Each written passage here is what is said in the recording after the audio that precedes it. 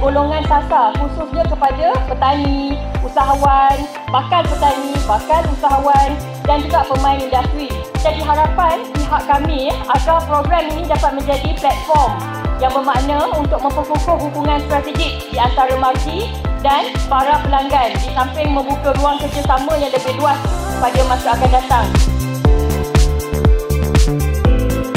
Jadi itulah tujuan kita buat Hari Bersama Pelanggan ni, kita nak dedahkanlah sekali-sekali kan kita nak dedahkan kepada masyarakat di luar apakah peranan margi, apa yang margi boleh bantu. InsyaAllah datang.